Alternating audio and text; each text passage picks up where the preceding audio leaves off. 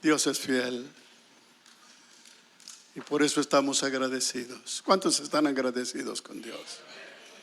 Bendito sea su nombre. Abra su Biblia en el libro de Isaías, en el capítulo 59. 59 de Isaías.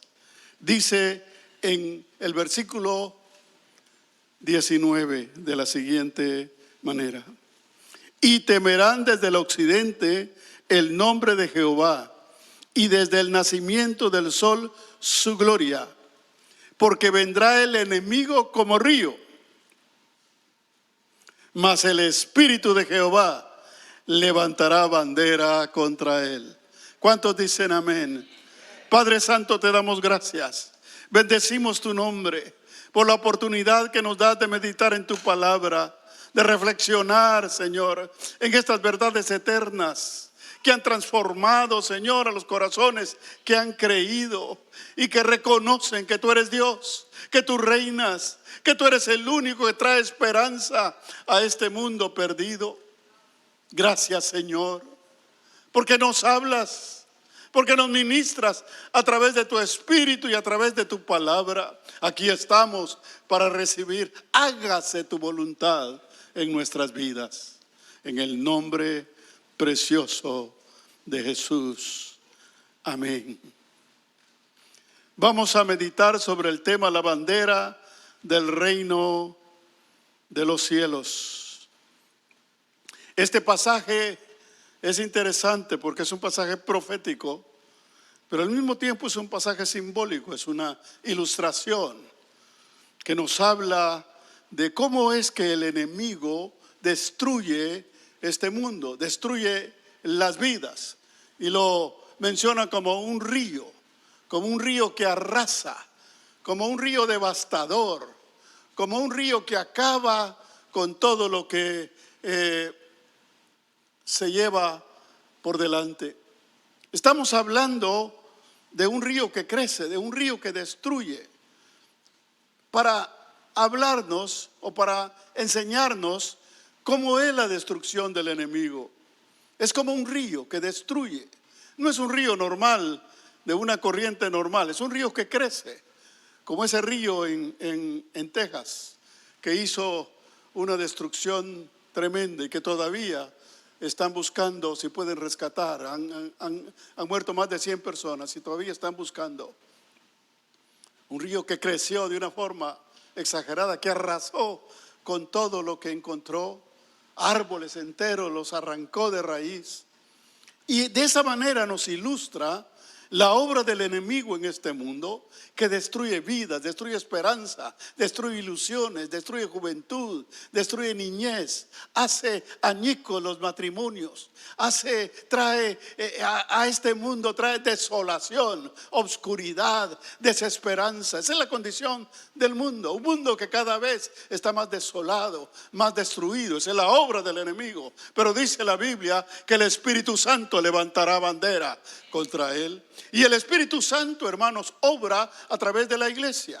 La iglesia es el instrumento que Dios ha escogido para levantar la bandera del reino de Dios en este mundo, para contrarrestar la destrucción del enemigo. La iglesia es como un ejército que se levanta para conquistar este mundo. En la antigüedad, cuando un reino conquistaba a otro, se instalaba la bandera del pueblo o el país que conquistaba para señalar que un nuevo gobierno tomaba control del pueblo conquistado, que un nuevo orden venía, que las cosas iban a cambiar, que una nueva cultura, una nueva manera de hacer las cosas, un nuevo sistema económico, todo podría cambiar con un nuevo gobierno. Cuando los conquistadores empezaban a dominar a los pueblos conquistados, les imponían su cultura, les imponían nuevas formas de gobierno, nuevos sistemas económicos, y en algunos casos hasta los obligaban a cambiar su idioma. O sea, que la conquista es algo que trata de borrar lo anterior y instalar algo nuevo. Y ese es el caso de América Latina. Nosotros hablamos español porque fuimos conquistados por España. Nosotros pertenecemos o venimos o descendemos de pueblos indígenas que hablaban diferentes idiomas y tenían diferentes culturas, que no había unidad entre los pueblos indígenas que había en América, en lo que es América Latina y aún Estados Unidos, aunque España conquistó de México hacia abajo. Y de esa manera nosotros fuimos transformados. Luego se hizo el mestizaje, que ya es la mezcla de españoles con indígenas, y de ahí venimos la mayoría de nosotros. ¿Aló? Aunque a algunos no les gusta, pero tenemos de indígenas, tenemos de indios, de salvajes. Los indígenas en el tiempo de la conquista eran culturas salvajes, eran politeístas, eran adoradores de dioses ajenos. Y lo que es más, sacrificaban a las personas, hacían sacrificios humanos. Y de esa manera, aunque a algunos no les parezca lo correcto, fue de alguna manera algo bueno la conquista de España por nosotros, porque se trata de pueblos que vivían en oscurantismo, de pueblos que no se les miraba esperanza de avance, aunque muchos hablan, y es cierto, de los avances de los mayas, de los aztecas, su capacidad para saber de astronomía, de matemáticas y de muchas ciencias, pero aún así eran pueblos salvajes, que no conocían a Dios, que vivían en oscurantismo. Se habla de sacrificios humanos que diariamente hacían muchos sacrificios, incluso miles al año de personas que eran sacrificadas como parte de su cultura, de su vida diaria. Pueblos que no tenían la capacidad de unirse y de desarrollarse. Usted sabe que la cultura de un pueblo, de una nación, se enriquece por los elementos extranjeros o los elementos que vienen de afuera y que enriquecen la cultura actual. Pero estos pueblos vivían aislados. No había capacidad de unirse ni de tener capacidad para crecer y desarrollarse. Entonces, no todas las ocupaciones o conquistas han sido para mal de los pueblos conquistados. Algunos han prosperado notablemente producto de esta conquista. Y América Latina fue beneficiada en parte. También hubieron cosas negativas en la conquista. Pero el idioma español es una bendición que nos dejó esa conquista. Eran pueblos, como les decimos, pueblos que no tenían expectativa de un futuro mejor. Y eso se demuestra por el hecho de que fueron conquistados, en otras palabras, fácilmente seducidos, pero al mismo tiempo eran pueblos que se exterminaban a ellos mismos. Cuando habían confrontaciones, eran peleas seguras que acababan con muchos pueblos. Además que en los sacrificios humanos ellos mismos se acababan entre ellos mismos. La Biblia está llena de ejemplos de los beneficios que recibieron aquellos pueblos que fueron conquistados por Israel. Aquellos pueblos que recibieron la bendición de que Dios enviara al pueblo de Israel con su poder, con su autoridad, para ser bendecidos a través de una conquista. Los pueblos crecieron, dejaron mucho la idolatría, recibieron el conocimiento de Dios, entendieron los propósitos de Dios para sus vidas, florecieron. La historia misma prueba la bendición del cristianismo en Europa. La revolución industrial se produjo en Europa, especialmente en Inglaterra, producto de la influencia de los cristianos.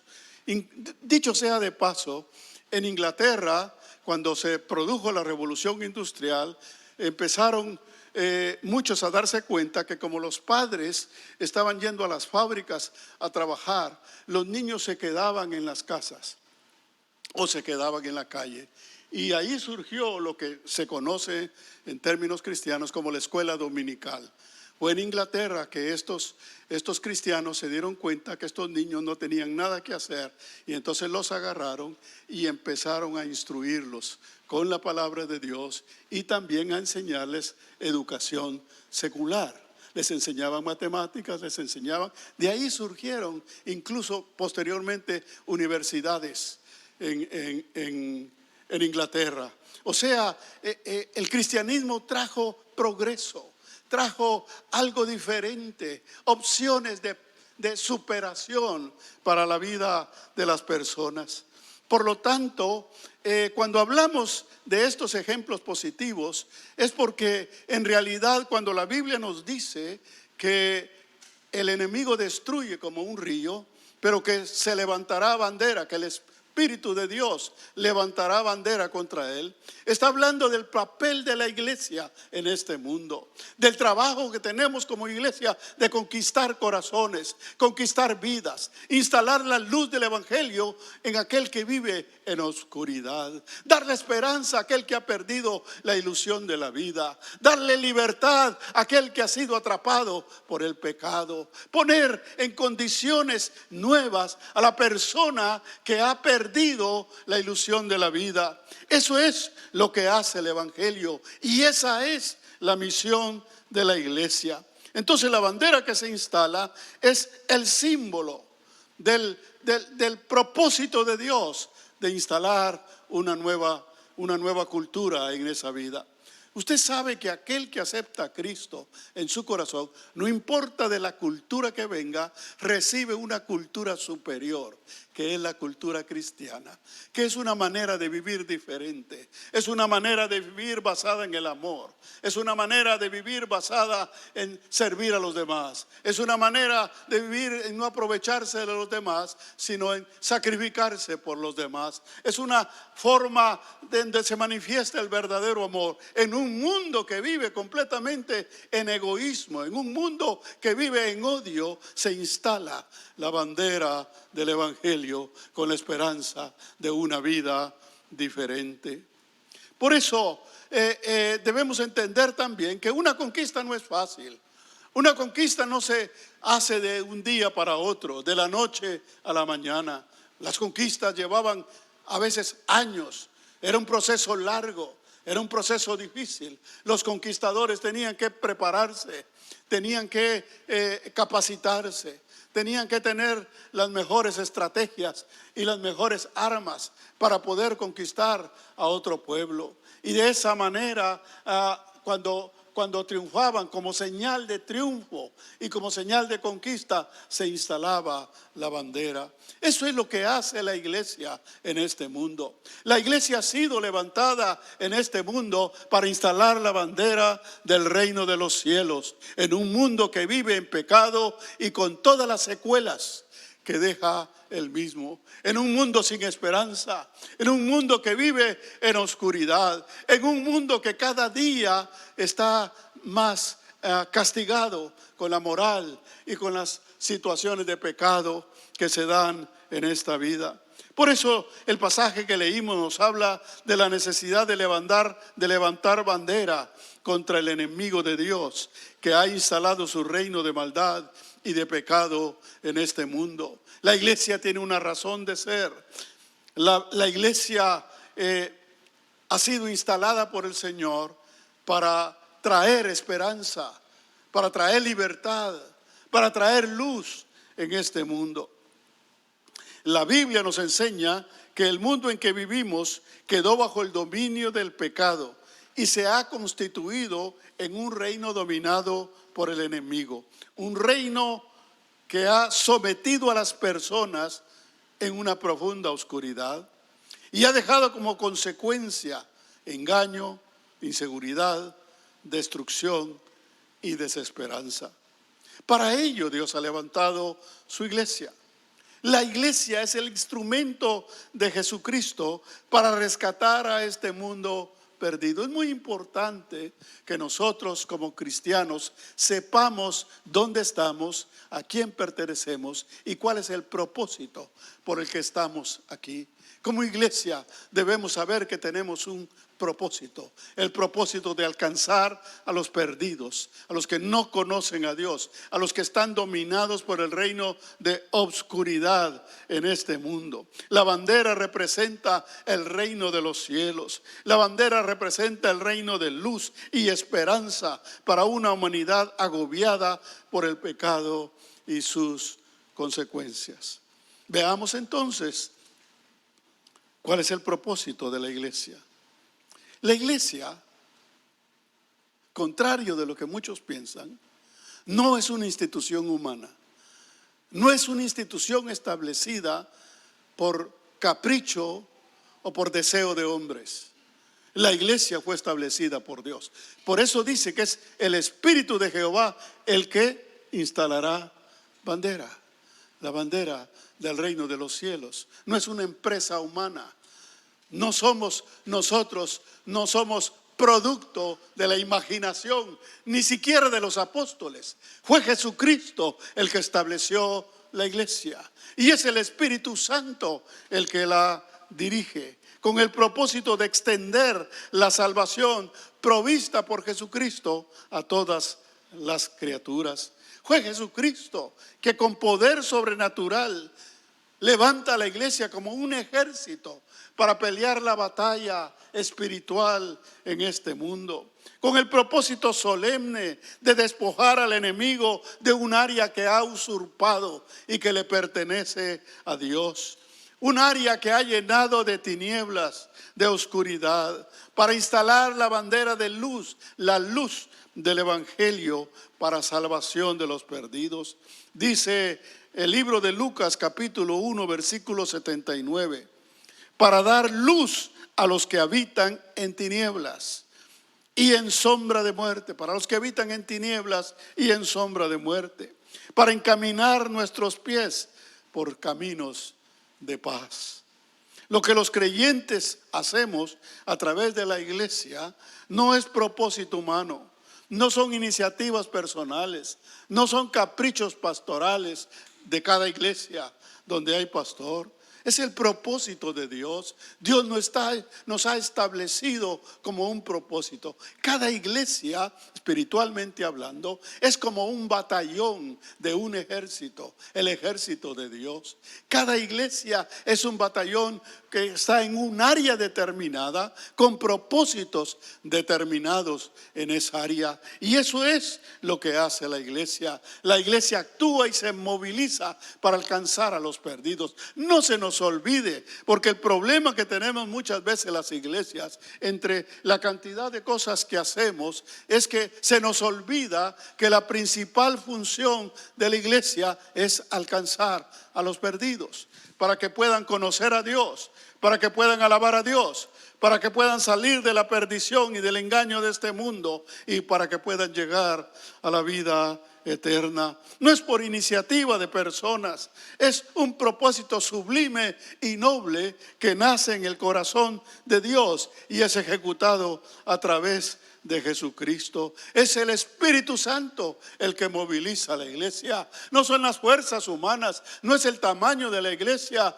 ni la cantidad de miembros. Es el Espíritu Santo el que nos dirige y el que nos lleva conforme su voluntad a alcanzar a los necesitados. La iglesia de Cristo ha sido establecida en este mundo y nosotros como creyentes debemos estar conscientes de para qué estamos en este mundo, cuál es nuestra función. Nosotros no fuimos librados del pecado y de la esclavitud para sentarnos y para disfrutar únicamente de la comunión con los demás cristianos. Nosotros fuimos sacados del mundo y de la oscuridad para que demos a conocer la luz de Cristo, como dice su palabra. Pero se trata de una lucha espiritual. Y eso es lo que a veces nosotros no entendemos.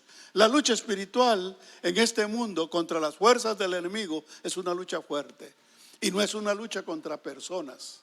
No es contra carne ni sangre, como dice la Biblia. Efesios capítulo 6, versículo 12 dice: porque no tenemos lucha contra sangre y carne, sino contra principados, contra potestades, contra los gobernadores de las tinieblas de este mundo, contra huestes espirituales de maldad en las regiones celestes. Esto habla de la fuerza espiritual que domina este mundo. Y cuando habla de lucha contra potestades, contra los gobernadores, algunos cristianos lo interpretan de una forma muy sencilla y muy incorrecta. Lo hacen personal. Con razón, el enemigo, tengo que luchar contra el enemigo, porque es el enemigo el que no me deja salir adelante, o el enemigo que no me deja prosperar. Este pasaje se refiere a algo más profundo. Se refiere a la lucha espiritual, a la lucha universal que libra a la iglesia en este mundo, donde hay potestades, donde hay ejércitos, dice, gobernadores de las tinieblas, huestes espirituales de maldad que habitan en las regiones celestes y que tienen al mundo en la condición en que está. La condición del mundo no está así nomás, está porque está dominada por estas fuerzas. Y esa es la tarea de la iglesia, luchar contra esas fuerzas. Por eso es que no lo podemos hacer solos, ni la iglesia ni el creyente. Necesitamos el poder del Espíritu Santo para poder hacer frente a estas huestes que se oponen. Porque no es fácil predicar el evangelio, porque la gente no quiere saber nada de Dios y no quiere saber nada del evangelio, porque la gente cree que está bien. Cualquier persona con la que usted habla, le habla del Señor y dice, pero yo estoy bien. La gente cree que está bien. Esa es la debilidad humana. La gente no admite sus errores. La gente no admite la condición en que está. Nosotros vemos las vidas, pero no sabemos el drama que hay en cada vida. Nosotros vemos las familias, pero no sabemos el drama que hay en cada familia. Vemos a las personas, pero no sabemos la agonía que hay en cada persona. Hay un mundo que está tremendamente urgido de la luz de Cristo, de la esperanza que solo Dios puede traer para libertarlos. Y ese es el papel de la iglesia y del creyente en este mundo. Somos una iglesia levantada y sostenida por el Espíritu Santo para luchar contra el enemigo en un territorio que ha sido devastado por el pecado y las consecuencias del mismo. Por eso la iglesia local tiene una tarea y no debemos perdernos de esa tarea, porque el enemigo nos va a atacar y nos va a tratar de detenernos, de estancarnos. Y eso es algo que lo vivimos diariamente, cuando en los grupos familiares o personalmente tratamos de invitar amigos y resulta de que los invitamos y hacemos un montón de cosas para que vengan y no llegan. ¿Cuántos han hecho esfuerzos tremendos? Me acuerdo una vez estuve en una célula, en un grupo aquí en Santa Ana, y cuando llegué vi una de regalos, y vi una de adornos, y vi una de pasteles, y vi una comida, y dije yo, Dios mío, qué fiesta hay aquí, ¿verdad? Tenían preparados un regalo, algo especial que habían hecho, y habían preparado comida especial y un montón de cosas y adornos. Era una fiesta. Y la idea era que habían preparado todo eso porque habían invitado a muchos amigos y estaban esperando que vinieran y darles todo eso a los amigos. Y no llegó ni uno solo. ¿Cuántas veces no has invitado a un amigo que te prometió y te dio la seguridad de que iba a ir? ¿Por qué no llegó? Porque hay un ejército oponiéndose para que esa persona salga de la esclavitud del pecado, salga de la oscuridad en que la tiene hundida el diablo en este mundo. No es fácil. No es algo sencillo predicar el evangelio. Por eso necesitamos el poder del Espíritu Santo. Por eso tenemos que saber que no es nuestra elocuencia, no son nuestros regalos, no es nuestra comida. Hay una iglesia que yo conozco donde invitan a comer a toda la gente y cada vez que pueden le dan regalos y hacen cualquier cosa para que la gente se sienta motivada. No es con regalos, no es con comida, sino con el poder del Espíritu Santo, que vamos a trabajar y vamos a cumplir la obra de Jesucristo en este mundo, porque es una lucha espiritual. La gente está dominada y la gente no lo sabe. La gente te dice estoy bien, pero nuestra tarea es decirle yo creía lo mismo. Cuando la gente te diga, es que yo estoy bien, tú dile, yo pensaba lo mismo, hasta que me alumbró la luz de Cristo. Hasta que Dios me tocó a través de su poderosa palabra. Entendí mi condición y mi necesidad de entregar mi vida a Cristo. No necesitas llevar un evangelio difícil, complicado. Simple y sencillamente, en primer lugar, tienes que vivir el evangelio. Tienes que ser una realidad el evangelio en tu vida. Porque la mayor dificultad de la iglesia, y hablo en general de cualquier iglesia, es que no vivimos el evangelio. Predicamos un evangelio que no vivimos. Tenemos serios problemas con los vecinos, tenemos serios problemas con la familia, tenemos serios problemas con nuestros hijos, tenemos deudas, tenemos situaciones en donde la gente se da cuenta que no vivimos el verdadero evangelio. Y entonces cuando nosotros los queremos evangelizar, este no tiene nada que enseñarme. Ese es el problema que tiene la iglesia. Pero cuando la iglesia vive el verdadero evangelio, la gente va a desear tener lo que tú tienes, porque eso fue lo que le pasó a la iglesia primitiva. Los primeros cristianos vivían un evangelio genuino, tenían en su corazón la obra de Dios, amaban los unos a los otros de tal manera que se despojaban de sus bienes personales y lo repartían entre los que tenían necesidad. Ese es el verdadero evangelio. Estaban dispuestos a cualquier cosa con tal de vivir el evangelio y de compartir el evangelio. Entonces la gente quería ser como ellos. Y eso es lo que Dios quiere, que la gente vea nuestra vida y desee tener lo que nosotros tenemos. Entonces no vas a tener necesidad de hacer malabares y hacer inventos y cosas para invitar gente. Van a ver tu vida y van a desear tener lo que tú tienes. Ese es el desafío que tenemos como iglesia. La iglesia se levanta contra el enemigo. La iglesia se levanta para pelear contra el enemigo. Eso lo debemos tener clarísimo. Nosotros no levantamos para ir a los parques o para reunirnos y hacer fiesta cada vez que hacemos bautismos o para la iglesia se levanta para pelear una batalla espiritual, para ganar las almas que están siendo atrapadas por el enemigo. Esa es la tarea de la iglesia. Es una tarea solemne, es una tarea difícil, pero es una tarea gloriosa y no estamos solos. El Espíritu Santo está con nosotros. La iglesia corre el riesgo permanente de desviar su visión de su principal tarea. Nos ocupamos en necesidades secundarias.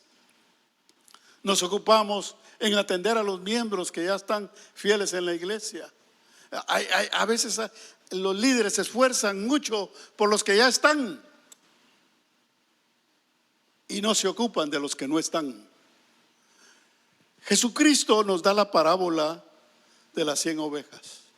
Nos dice que tenían 100 ovejas y que habían 99 que estaban muy bien. Y entonces una de esas ovejas se perdió. Y entonces agarró a las 99, las dejó resguardaditas en un corral y se fue a buscar la oveja perdida. ¿Qué es lo que nosotros estamos haciendo? Cultivando amistades, quedando bien con los hermanos de la iglesia, o estamos buscando la oveja perdida.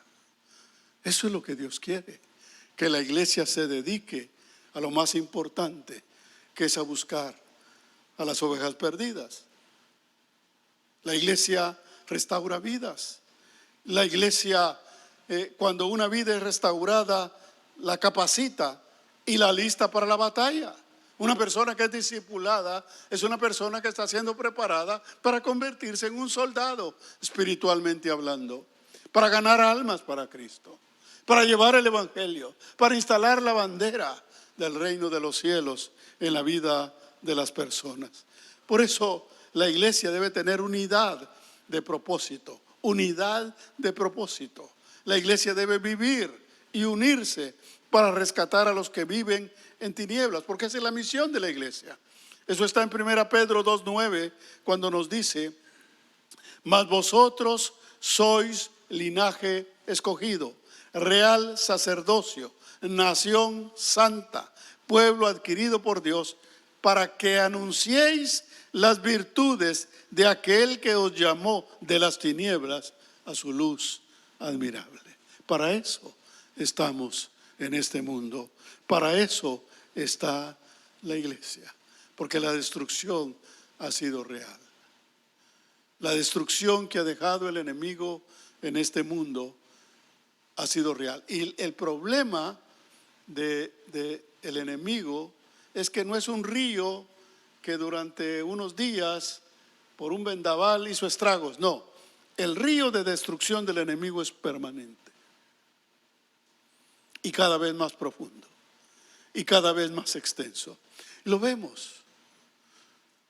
Nosotros en nuestro tiempo, en mi edad de juventud, no se miraba lo que se mira hoy. Yo estoy asustado de ver cuánto joven muere. Si usted mira los medios de comunicación, se dará cuenta que muchos jóvenes mueren. Que las expectativas de muchos, aún niños, el día y la ilusión por la vida se pierde. Que la tasa de suicidio de adolescentes crece cada año más.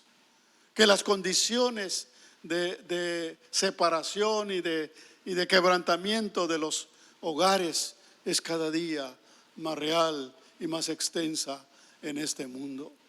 Los jóvenes son atrapados desde temprana edad, son perseguidos, son influenciados por los medios de comunicación. El día de hoy los mayores vicios no son las drogas, son los medios de comunicación que tienen atrapados a los jóvenes, que sus vidas, algunos viven como robots en sus casas con la tableta, con la computadora, con el teléfono, atrapados totalmente en las tendencias que hay para la juventud, retos que se hacen. Y cuántas cosas podríamos hablar. Yo miro los medios de comunicación y miro cuántos influencers, bloggers, youtubers mueren, jóvenes, 25 años, 22 años. Yo digo, Dios mío, esto no se miraba en mi tiempo. Esto es seña de que el enemigo ha aumentado sus alcances, sus garras, las ha extendido. El día de hoy tenemos a la sociedad liberal auspiciada por las Naciones Unidas, que es la que ha creado la corriente o ha establecido la corriente liberal en este mundo. Es algo increíble. Una organización que fue creada para que se logre la paz entre las naciones es la que está pervirtiendo a nuestros jóvenes. Es la que promueven nuevos sistemas escolares para enseñarle a los niños a que pueden escoger el género que quieran ser. Imagínese usted lo que está haciendo el diablo, porque el diablo utiliza nuevos medios y nuevas estrategias de destrucción. Y lo que está haciendo el enemigo es que entre más temprano pueda confundir yo a las personas, las debilito y las puedo usar como yo quiera. Imagínense, los niños el día de hoy, antes de los 7 años de edad, ya se preguntan si son hombres o son mujeres. Porque eso es lo que los medios están metiendo en sus mentes y en sus corazones. ¿Cómo es posible? ¿A qué grado de degeneración o de perversidad, como dice la Biblia, hemos llegado? Decía una persona que es transgénero, que se convirtió de hombre a mujer. Decía esa persona, yo tengo cuerpo de hombre, pero alma de mujer. Imagínense a qué nivel de confusión ha llegado la sociedad el día de hoy. Y entre más temprano le metamos eso a los niños, más fácil los vamos a dominar, a controlar. El enemigo detrás de todo, para ampliar su destrucción. El enemigo no pide permiso para destruir las vidas, para destruir a nuestros hijos. Y nosotros los cristianos tenemos miedo de llevar el evangelio, de anunciar las buenas nuevas. Nosotros estamos la única institución que puede contrarrestar el ataque del enemigo no son los gobiernos, no son las instituciones humanas, porque tanto los gobiernos, los políticos, como las instituciones humanas están corrompidas y dominadas por organizaciones internacionales, por personas de poder que tienen capacidad para influir y que las gentes tomen las decisiones que ellos quieren que tomen. Estamos ante una situación donde la iglesia no puede dormirse. La iglesia tiene que levantarse. La iglesia tiene una enorme tarea en este mundo. La iglesia tiene la tarea de decirle a la persona que cree que está bien: eso era lo que yo creía, eso era lo que yo pensaba. Porque todos creemos que estamos bien. La mayor dificultad del hombre, dice David, es reconocer sus propios errores. El hombre se puede estar muriendo y puede decir: no, yo estoy bien. Lo hemos visto, lo hemos oído. El borracho decir: yo no soy borracho. El drogadicto decir: yo no soy drogadicto. El infiel decir: yo no soy infiel. Esa es la condición de la humanidad. Viven en negación, niegan su realidad. Pero la palabra de Dios es la única capaz de penetrar los corazones, de penetrar hasta los huesos, hasta lo más profundo, y hacerle conciencia a las personas. Por eso dice la Biblia que el Espíritu de Dios es el único que puede convencer de pecado. Por eso es la palabra y el poder del Espíritu el que debe dirigir al cristiano. El problema es que vamos con nuestras fuerzas, vamos con nuestros medios.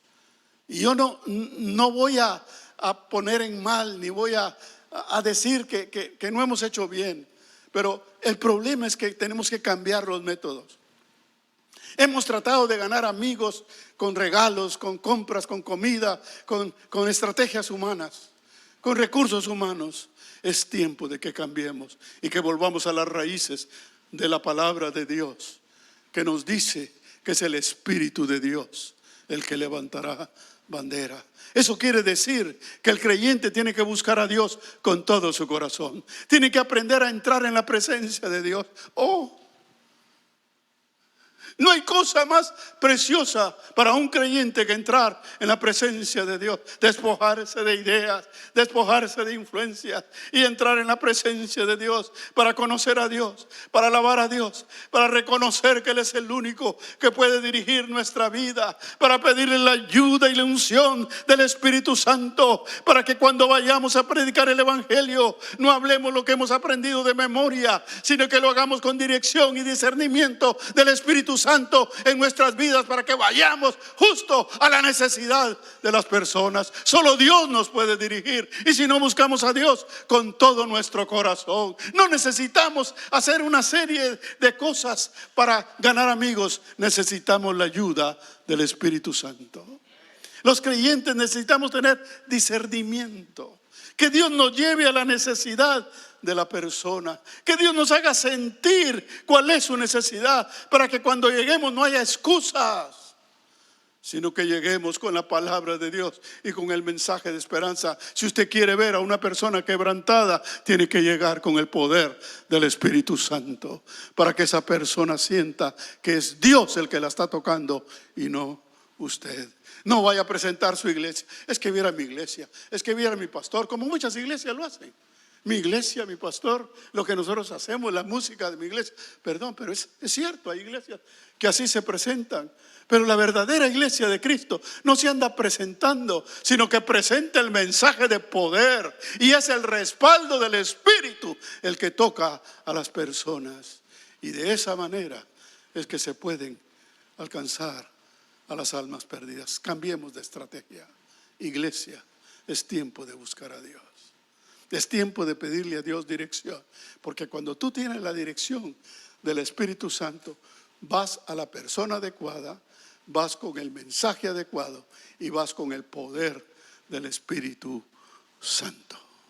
No tiras flechas, porque a veces los cristianos así estamos, ¿verdad? Como aquellos que reparten tratados y los tiran y se van al cerco de una casa y ¡pum!, lo tiran para ver si cae, alguien lo agarra, ¿verdad? Esa no es la manera correcta de predicar el Evangelio. La manera correcta de predicar el Evangelio es primero vivir el Evangelio. Y ese Evangelio que vives y que te ha transformado, tú lo quieres compartir. Tú lo quieres compartir. Y le pides al Espíritu Santo que te guíe, que te lleve a la persona adecuada y que te dé el mensaje adecuado para llevar a la persona al conocimiento de Cristo. Esa es la manera correcta de predicar el Evangelio. Y si te da tiempo para hacer una comidita y un regalito, está bien. Eso es extra. Pero no es eso lo más importante. ¿Cuántas veces nos hemos equivocado? Como en esa célula que yo fui y dije, qué tremendo todo lo que hicieron, para nada. Es tiempo que cambiemos de estrategia. Usted sabe que en estas guerras que están habiendo el día de hoy, la guerra de Ucrania con Rusia, la guerra de Israel con Teherán, están usando nuevas estrategias militares. Están usando nuevas formas y nuevas armas. Están usando nuevas estrategias, como les decía, para atacar al enemigo. Ya no lo están haciendo de la forma tradicional, porque ya la forma tradicional el otro lo tiene, el enemigo lo tiene controlado. Al enemigo le da risa cuando hacemos cosas que él sabe que no van a funcionar. Es tiempo de que usemos la estrategia correcta, que cambiemos el método, que busquemos la dirección del Espíritu Santo. Y lo que yo he aprendido es que meterse a buscar la presencia de Dios y la dirección del Espíritu Santo se necesita tiempo. No es asunto de que te levantes, Señor, bendíceme porque voy a ir a hacer esto y dirígeme en el nombre de Jesús. Porque somos los hispanos somos tremendos, ¿verdad? En el nombre de Jesús. Y vamos, eso no es orar. Orar es dedicar tiempo, entrar en la presencia, alabar a Dios, reconocer quién es Dios, reconocer su grandeza. Y al reconocer su grandeza, tú vives esa grandeza que te ha transformado y le agradeces. Y tienes un tiempo precioso en la presencia de Dios, donde no se cuenta el tiempo. Pero vivimos en Estados Unidos, ¿verdad? Donde todo cuenta. Tú entras a trabajar a las 5 y te tienes que levantar a las 4, medio te aseas, te levantas, medio te peinas, haces una oración de Señor, ayúdame en este día y vámonos, ¿verdad? Y luego te llenas de trabajo y no tienes tiempo. Pero si tú te levantas a las 5, tienes que levantarte por lo menos a las 4 de la mañana si quieres entrar en la presencia de Dios. No salgas de tu casa sin antes entrar. Iglesia, necesitamos cambiar. Necesitamos, porque Dios trae un avivamiento para esta iglesia. Dios trae un nuevo despertar, pero van a ser aquellos que paguen el precio. Y no precio porque sea comprado, sino que hagan el esfuerzo y el sacrificio por prepararse y cambiar estrategia. Si no te ha funcionado, porque otro error humano es seguir haciendo lo mismo y querer que las cosas cambien. Seguir haciendo lo mismo y querer que las cosas cambien. No van a cambiar porque seguimos haciendo lo mismo. Tenemos que cambiar de estrategia, pero recuérdate, no es lucha contra carne ni sangre. Si tú trabajas en una empresa, te van a enseñar métodos, te van a enseñar recursos, te van a enseñar formas para ganar clientes. Te van a enseñar, pero en la vida cristiana, el único que te puede dirigir y guiar para ser efectivo en tu trabajo como cristiano es el Espíritu Santo. Es el Espíritu Santo el que levantará bandera. Si no buscamos la dirección de Dios a través del Espíritu Santo, no estaremos cumpliendo la misión por la cual estamos en este mundo. Vivimos en un mundo, en una sociedad que ha sido corrompida por el pecado, en donde ese pecado ha hecho estragos en las vidas. El día de hoy se predica, no solo se defiende la maldad, se predica la maldad. En mis tiempos ni se hablaba de la maldad, daba pena decir. Ahora, después ya se hacía la maldad descaradamente y ahora hasta se defiende y se predica la maldad. Y ese es el peligro, porque hay muchos políticos dominados por esas corrientes.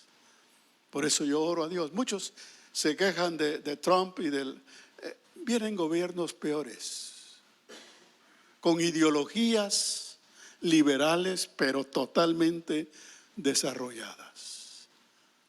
Y si no estamos preparados, hermanos, la iglesia tiende a disminuir, porque no estamos cumpliendo la misión de la iglesia.